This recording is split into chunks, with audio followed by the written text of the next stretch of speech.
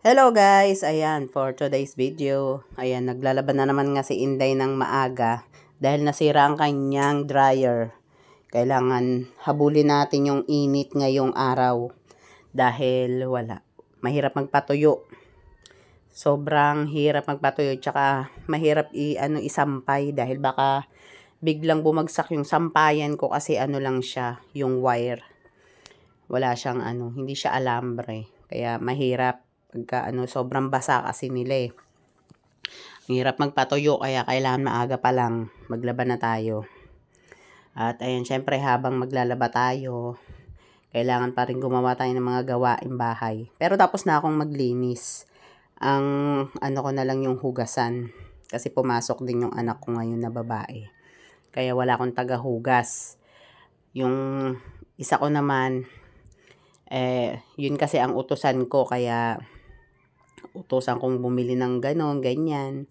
Kaya hindi ko na siya inuutusan na maghugas. Ayan, syempre pagkatapos na tayong at ibababad muna natin siya sa downy, ayan. Na hugasan ko muna yung mga plato.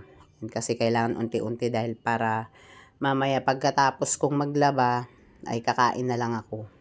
Kasi pinauuna ko na yung mga anak ko kumain pagka naglalaba ako. Dahil ayokong istorbo ba. Gusto ko dire-diretso ang gawa ko sa paglalaba. Lalo na ngayon nang wala akong dryer. Ang hirap. Wala pa tayong pambili niyan. Wala pa tayong budget. Dahil medyo kapos nga rin tayo dahil mahina ang biyahe ngayon guys.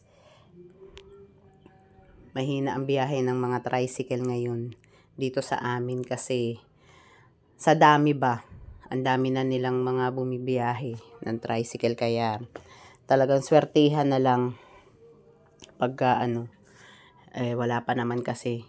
Kahit na nagbibigay yung mga anak ko, pa rin syempre kulang. At ayan yung pamangkin ko guys. Karga-karga ko siya na, buburyong na siya. Inaantok na siya niyan eh, kaya kaya pag ganyan-ganyan yung kanyang muka. Natatawa na lang rin ako sa kanya kasi pagka umiiyak. Pero bungis-ngis naman yun. At ayan yung aking makulit na bata. Bisim-bisi na lang siyang manood kasi wala siyang kalaro.